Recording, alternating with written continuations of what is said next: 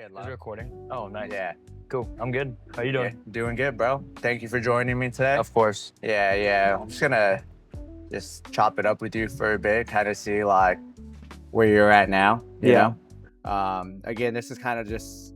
I'll probably post it, Mhm. but it'd be more for like our personal use. You know, Yeah. like. Remind me how old you are? 21. 20. 20. Yeah. Yeah. So I want to be able to be able to one day show you this video, and then you see the growth that you've had as an individual. Yeah. You know. Because me personally, I have videos from when I was younger too, and I get to go back and appreciate the journey, you know, Yeah. a little more. Uh-huh. I also Yeah, and just it's get to laugh at myself, you know. Yeah, I mean, for me it's a little different because I have like videos and stuff I was doing like before too.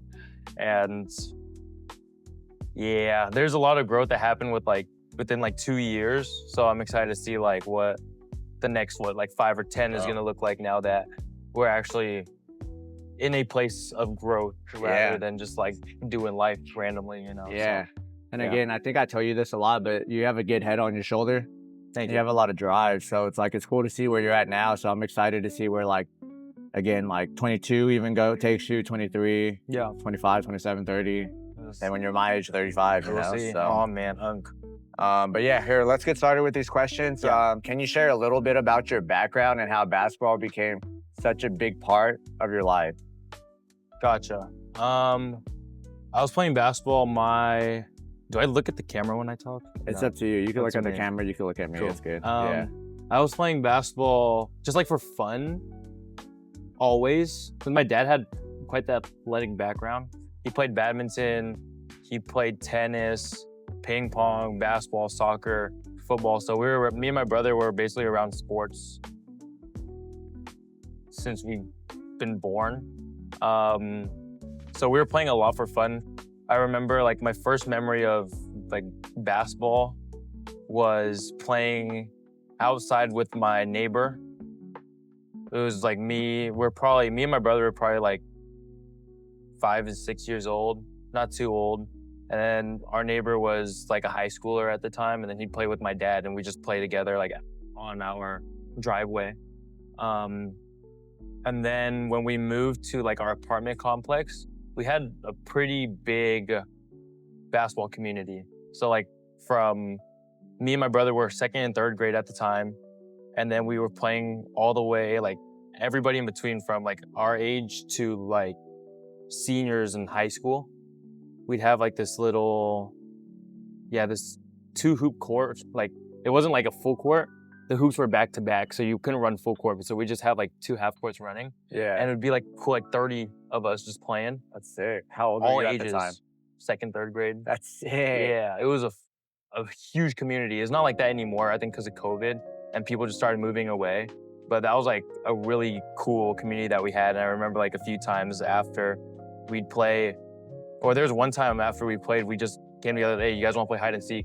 And then there was a cool 30 of us all from, again, high school to second grade, everyone in between, just running around the apartment complex just playing. So basketball for me was just a huge sense of community and just understanding that like it was fun to play, but then also it was fun because there was people around it too. It wasn't just a me thing.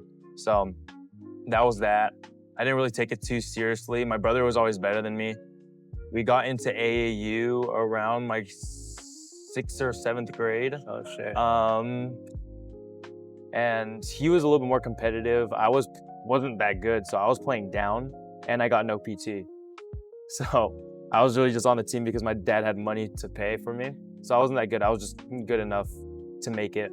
So it was like that all the way up till like sophomore year, just good enough to make the team. So freshman year at Santa Teresa, I was on the bench, but I was a captain because the coach just liked my personality.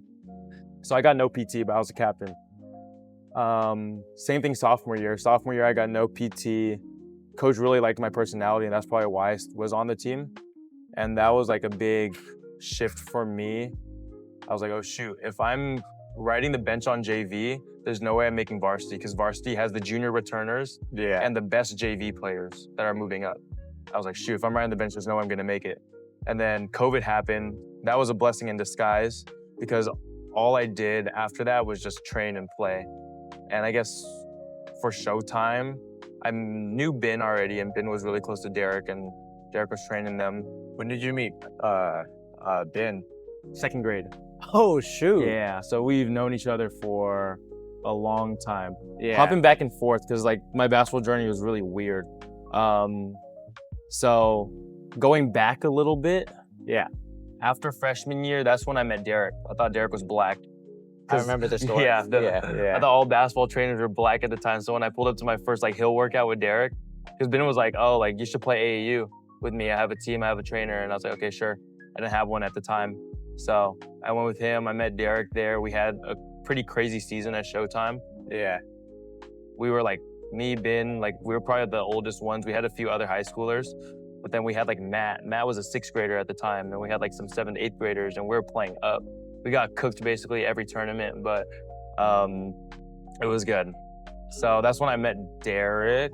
Can I interrupt you? Could No. you I know I've heard the story before. Yeah. Can you please explain the story of the first time when you met Derek? And, Yeah. like, how you thought he was black and like Yeah. didn't know he was a coach and Yeah, so we had a hill workout at like next to Davis, so right next to Ben and Derek's house. And then because Ben really only just told me that I just have a trainer and he's starting an AAU team.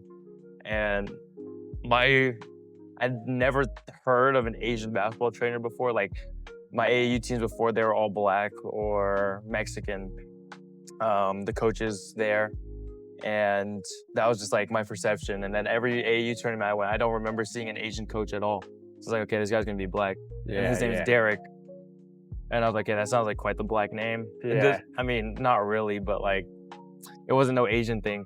You know, I didn't get a last name. I didn't get a coach to win. It was just Coach Derek. Derek, Right. yeah. So I was like, okay, he's probably black. I pulled up. I thought he was a player. And then he said, oh, I'm Coach Derek. I was like, oh, shoot. All right, you're Coach Derek. And that was it. Yeah, nothing really too much. It was just, in my head, I thought he was black because basketball, you know? Yeah. So, yeah, that was that story. Dude, that shit kills me every time. Like, I think I remember the first time you told me and you were telling me like where you had a conversation with Derek and didn't even realize he was the coach when you were talking to him. Yeah. Yeah, he looked super young.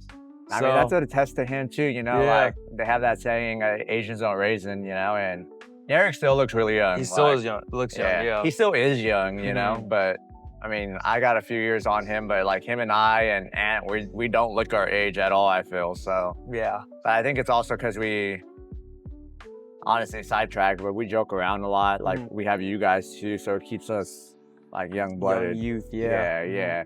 It's something like some advice I got when I was like at a younger age from an older guy, like him trying to keep up with the turns and the times is what kept him young and active, you know, Yeah. like, so Mhm. thought that was really cool. Mhm. When did you realize that like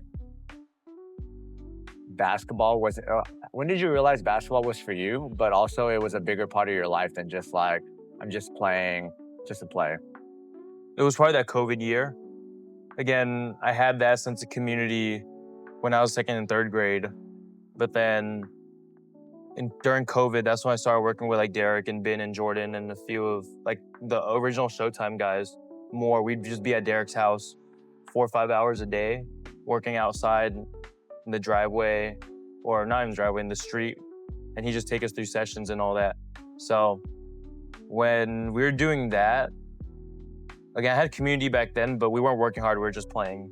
Like this, I actually got to grow with them, you know? So the whole year of just training, going back and forth and going at it and helping each other grow, that's when I was like, okay, basketball is more than just a sport, right? I built really close friendships through it.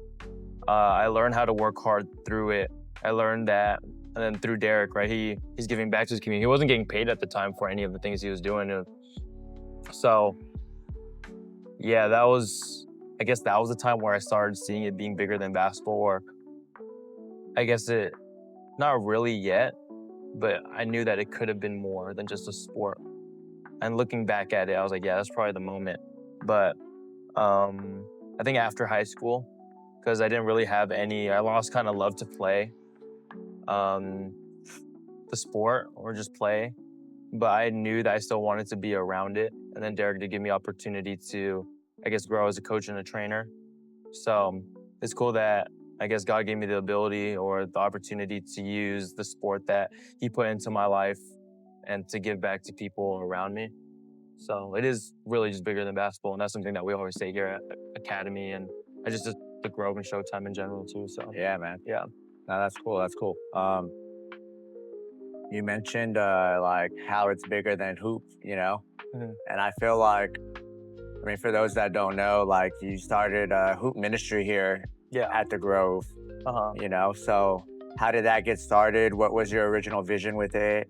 And where do you see that kind of going within the next few years? Yeah. I guess the hoop ministry was just a way to use basketball to obviously to grow God's kingdom, but that's something that it's again this along the lines of it being bigger than basketball. Because the most important thing in my life is to make sure everybody knows that Jesus loves them and that there is, I guess, yeah, there's love waiting for you. You don't have to do it by yourself. And we live in a crazy world, and it's hard to go through it by yourself. And there's a God out there that is lending out a helping hand and knocking out your door. So using basketball to show people that light and to show that God's way is better than ours is something that I feel like God's been putting on my heart to do. Um, the verse that kind of got me going and I always look to every morning is Colossians 3:17, and it says, "Whatever you do, whether in word or deed, do it all in the name of the Lord Jesus, giving thanks to God the Father through Him." And the reason why I like that is because it reminds me that whatever I do, I should be doing for Him and His glory and for His kingdom. And for me, what I'm good at is basketball, and I have all of those, or I have basically all the resources to do so, like this building. Um, so at the beginning of the year when it first started, I was thinking, how can I use what God's blessed me with to help those around me and to glorify Him? And I was already part of like this little basketball ministry at another church called Vive. So those guys invited me out. All we did was just play basketball and just talk and grow in community. I Yeah. was like, oh, this is cool. But for that one, it was pretty exclusive. So I just wanted to provide a space where not just Christians can come, but all people that are interested. Like, you don't have to. We have like a Sikh that goes. We have some non-believers that goes, and that's perfectly fine. Like, we're not here just to reach the Christian. We're here to reach the people that don't know Jesus, and that's the most Yeah. important. You got all So- walks of life that come through here for Yeah. hoop ministry, bro. Mhm. Like, it's really cool to see, like, yeah, how diverse that group is, Yeah. Like, and then you said that started at the beginning of the year already, huh? Yeah. So beginning of the January? year. Yeah, January. I went to this Oh, wow. like Christian conference. I was telling you about it, like in Atlanta. In Atlanta, yeah. Yeah, and that really just sparked a fire to just go even deeper in my faith and just to pursue God even more than I was at the time. And I guess that was just Him calling me into a place of serving because I never served before. Like serving is basically just, I guess, using your time to give back to God's kingdom, whether you're serving at the church, whether you're going out and evangelizing.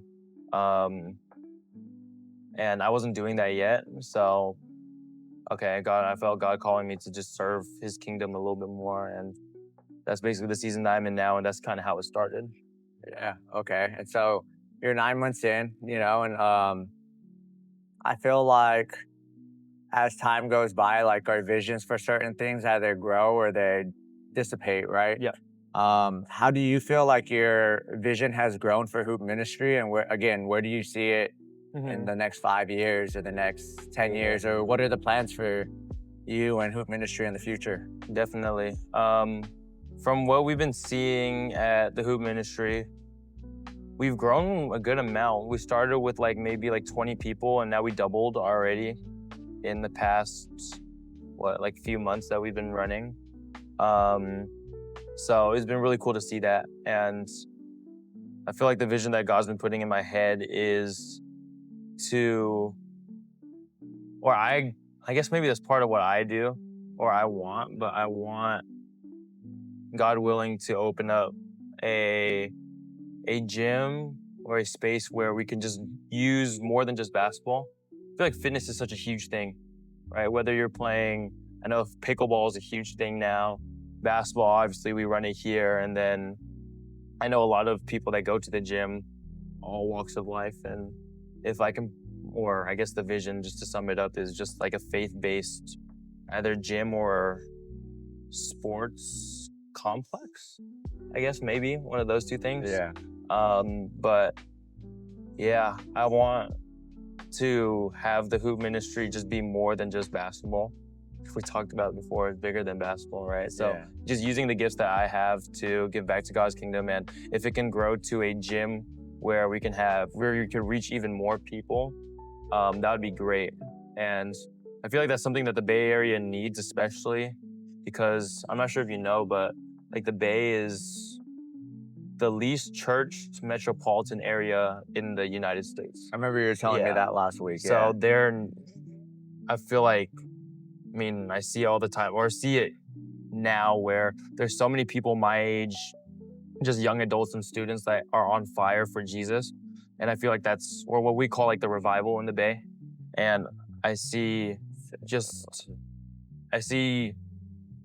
or yeah, God willing, if I can plant like a faith-based gym here, that would just contribute more to what God's moving or how God's moving in this space. So Okay. yeah. I mean, that kind of goes into the next question. Like, what are you hoping that the lives that come in through your hoop ministry, what they take away from like their experience with you and that program? Yeah, so the people that come in, first and foremost, like if they don't know Jesus already, I just want them to see that the difference between what it's like to hoop at like a 24 in a city sport, where it can get pretty freaking insane, Yeah, compared to here, where obviously like it does get competitive at times, and there are times where I need to step in because we're guys and we're broken, you know. Ego comes out, and especially because we're playing a competitive sport, you never know what can happen. But so there's a guy named Chase. He came in, one of our friends invited him, and he really enjoyed like the first days that he came out. He's still continuing to come out, which is really cool. But I remember he told me that it's so different playing here. Like people are very open to helping me grow and just showing me what like life with Jesus is like. He's still on the fence about it, which is fine. Like it takes time to, I guess, like have those understandings, and I guess making that commitment to God is really difficult. So I understand it takes time, but the main thing that stuck out when he was talking to me was it's different, right? People here, I can feel like, he said that he could feel like an energy difference. And that was just really cool to hear that things here are actually helping people, and people are looking forward to coming every Monday, you know? So yeah, I mean, lives are being changed slowly but surely. And I guess for me, at times I get anxious because I wanted to reach so many people. But at the end of the day, if it reaches one person, I did my job. Right. Yeah. So, One life at a time. Yeah. Hate to bring up your age again, you Yeah. know, but you being 20, yeah. how are you balancing like the young adult life Yeah. while teaching basketball and like mentoring people through their faith? How do you do what you do during the week? Because you have a wild schedule we talked about, you know, sometimes you're at the Yeah. house for like 14, 16 hours, Yeah. you know, and a lot of times like you're kind of doing what Derek was doing when he was younger too, where you're just giving back for the love of the game, or you Yeah. know, the love of your faith, you know. So Definitely. how are you balancing everything? And you talked about like you having a little like anxiety and being anxious. Like how do you like manage all that right now, you know? Yeah. I guess this like busy season has been going on for only about a month, I would say, so not too long. So I'm still kind of getting used to this new season. But the main thing is knowing why I'm doing it, and knowing that what I'm doing is what I've been put here to do, right? What was the first one? Knowing why I'm doing it. Yeah. I know that it's important for people to know about Jesus. And even though I'm not getting paid for it, even though it's taking a lot of like physical energy, I don't really feel drained because I know it's creating such a big impact. Um, so that's the first one. Like I know why I'm doing certain things. Like there's some there's some times where I guess when I was working at like Pokey House, like I was just there and I hated it. Obviously I was getting paid and all that, but I didn't like being there just because I didn't know why I was doing it. I was just for the financials, but that doesn't last. I know Yeah. that what I'm doing for, or I guess how God's using me for reaching out to people that need to know about the love of God. I know that that's for the better, so I'm okay with not getting paid and I'm okay with being out late because I know that's going to make a lasting impact. And then, yeah, I guess that goes along with like, I know that's what I'm here to do. And if I'm not doing that, then there's no fulfillment at all. So really just doing what I'm here to do. And there's no way that can be draining. Yeah. Yeah. You said something that was super key, and I feel like I've used this saying a lot before, and I use it when I talk to Josh too. But like, when your why is powerful, the how is easy, you know. And like, I think that's probably around the same snippet that I was talking about you, like where your why, like Yeah. again, like you can go and you can really go hoop, you've hooped with the best in here, like a lot of pros that you've gone toe to toe with, Those are good. Yeah. and you're up there with them, but like, like that's not your true calling, Yeah. and we've talked about it a little bit the previous weeks, so what brought you to know that like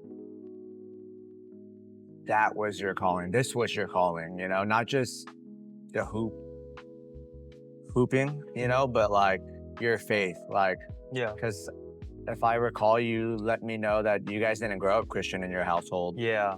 So like, what brought you to actually find that community and Yeah. help you grow in there, Yeah. So, I guess a little testimony time. I didn't grow up in a Christian household. I grew up Buddhist. Culturally, we didn't practice it. We just like, oh, if we were something, we were Buddhist. I think as I grew older, it was really a blessing because I know like a lot of people don't experience the big questions at such a young age. Like, what's the purpose of life? What's the point of me living? Is there a God out there? What happens after I die? Like, people really don't take those questions seriously.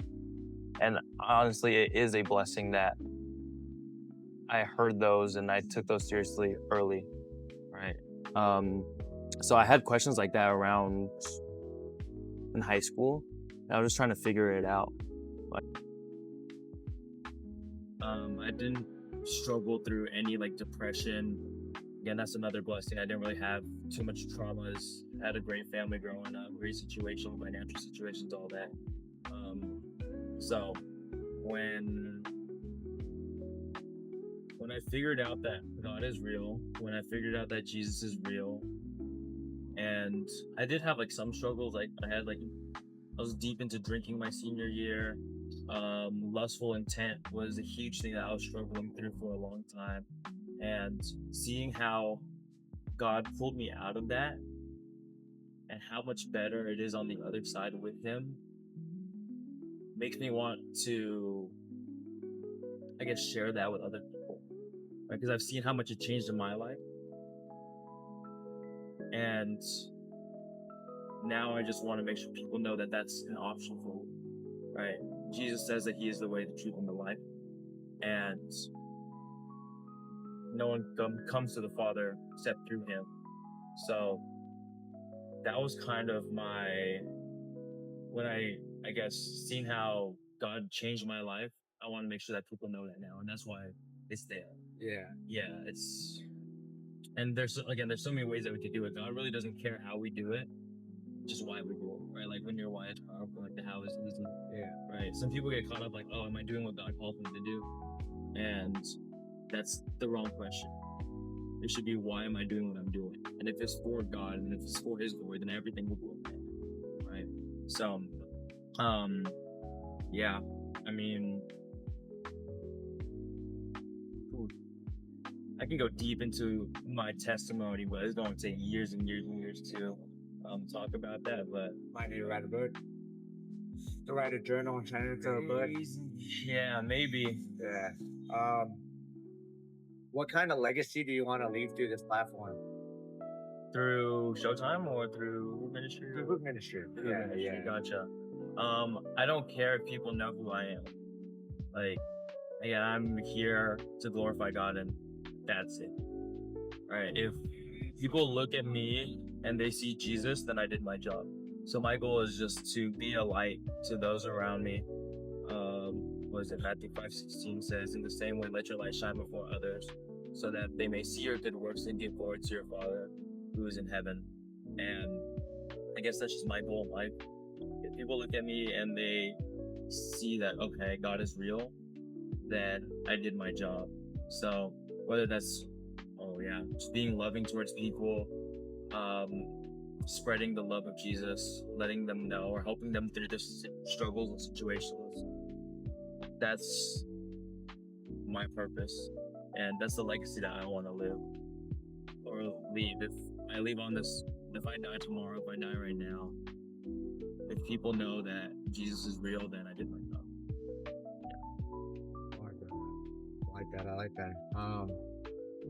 Last question. Keep it going. I could be here all day. I know you and I can sit here and talk all day, but Yeah. just respecting everyone else's time Yes. and stuff. If you could give not just your younger version a message, but anybody who's probably in the same shoes you were at that younger age a message, what would it be?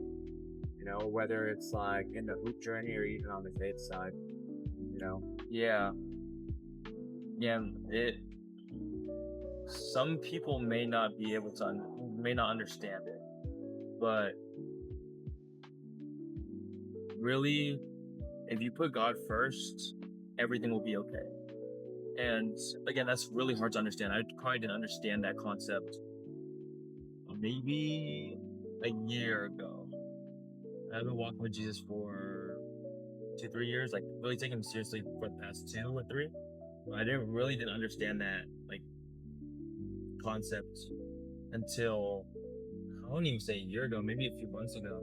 So it's a hard concept to understand. But when we follow God,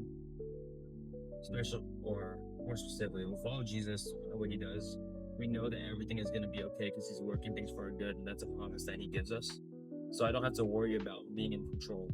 I don't have to worry about making my dreams and things come true. Because unfortunately, we live in a broken and unfair world where I can work as hard as I want, but if it's not for me, I won't get it. And that's heartbreaking, right? Working so hard for something and then it not happening. I just wasted. I feel like you wasted your time. You feel like you're not worthy. You feel like a failure. And you don't have to go through that, right? We surrender, okay, God, these are the things that I want, but I know that your way is better. He's going to give us things that we didn't even know we wanted, right? He knows us more than we do. And trusting in that plan and continue to do things for His glory will save us from so many anxieties. Obviously, like, I'm not saying that walking with God is anxiety free and all that, because trusting is hard. Like, a Christian life is harder, but it's better. And what I mean by that is when we follow God, we know what's right and wrong. We wake up every day choosing between us and Him, and that's a hard choice. Right? Do I choose to work on the things that I want, or do I choose to work on things that He has? And choosing Him is hard because, we have desires. If I were to choose, I'd want to win the lottery and just never work ever again, right? And do whatever I want. But I know that that's not what He calls me to do.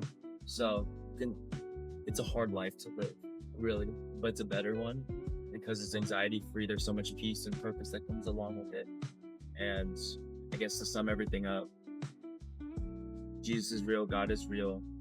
And if I were to tell people and my younger self that, or if I was to give advice to anybody, including my younger self, just look at Jesus. Yeah, check him out. So I know I said last question, man, but just wanted to leave with a couple comments because I feel like we all have different cups in our life, you know, and different pillars. And I feel like your spiritual pillar, your spiritual cup is like obviously not to the max capacity that you want it yet, but it's filling. Yeah. You know, and like I think it's something that you've mentioned, like as we were talking right now, that no one really like can see, especially at my age too, like more fulfilling to feel that spiritual side than the financial side. Obviously we do all want like money yeah. and stuff, like, but at the same time when you take money away, you know, like are you truly happy? Yeah. You know, so I feel like again, you're really young, bro. Like you're 20. You're older than some people, but younger than most. You know, Yeah. so I feel like again, like I keep telling this to you, bro. Like you're very mature at your age. You have a very great head on your shoulders. Like your goals are within your reach. You know, and so I feel like if you keep doing what you're doing and you keep chasing this dream, you know, you're doing God's work. You know, like you'll get to your goal sooner than later. You know, it may not be 100% the vision you wanted, you know, but it'll be the vision that you deserve, you know. Yeah, bro. So I appreciate your time. Of course. I mean, I am very blessed to just be in a situation where I have you and Derek and just people around me that are like-minded to keep on this thing. Like, I know there's not a lot of people out there that are very, I guess, supportive of such a big vision. So to have like you guys in my corner was just such a blessing. And then to have conversations like this, like on a regular, it's not like people.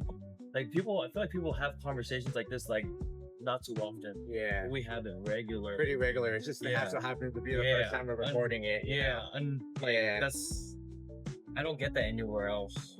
Maybe a few people like at like church where, you know, it's meant we're there for spiritual growth, but then outside of it, it's very rare to have productive conversation. So I'm very thankful that God's put me in a position to have you guys to guide me through the ins and outs of growing as a person, but then on like the business side too, but then also growing as a person. Right. So everything, I guess, visions and all that, they all just make sense when I see the blessings that I have, the space, you guys. Shoot, if I don't attack this vision hard, then I'm doing everybody a disservice. So you guys are a blessing. So are you, bro. So appreciate your time. Of course, no. That's great. We're gonna do more of these too. So Of course. this is just kind of the start, episode 1. You know, Love it. episode 1 with Coach Lau. You know, and then we're gonna continue to ask these questions to you, bros. And then again, like my goal for this is to like Just look back and see growth. look back and see growth, you know, and like again, like I told you last week, bro, I fully believe in your dream, you know, and so it's like say that happens in 5 years and we get to sit down and have another conversation of the next ventures and be like, Yeah. hey bro, you want to see the last video we did? That type would of be thing, you know? insane. Yeah. So like, because I think like for me, like that's been a really like blessed thing for me to do is to actually have the technology in our lives and be able to like Oh yeah. reflect, you know, like I got a 9-year-old.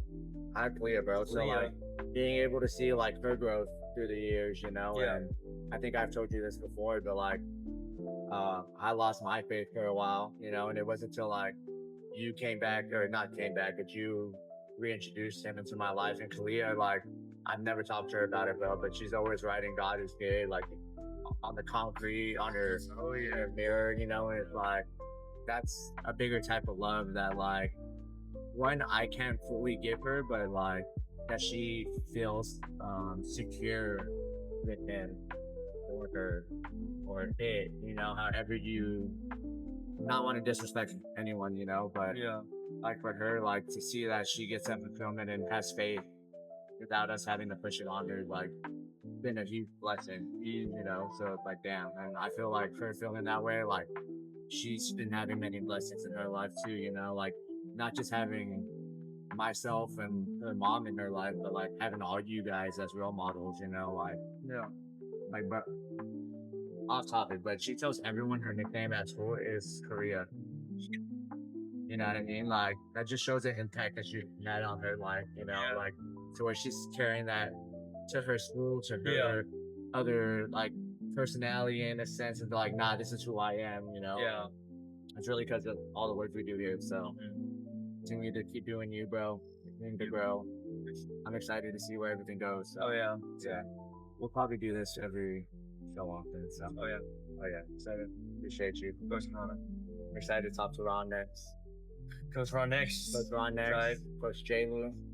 I already did one with Josh. Oh, J. Lou. I haven't done J. Lou yet, but J. Lou doesn't go in front of the camera, so He's always back here. yeah, He's probably gonna record it like this. he's always behind the camera. Damn, he's gonna record, block his face. That'd be funny. I That's hope he profile doesn't. pic. I hope he doesn't. You know, so Yeah. yeah. Thank you, man. Of course. Sir. Get it.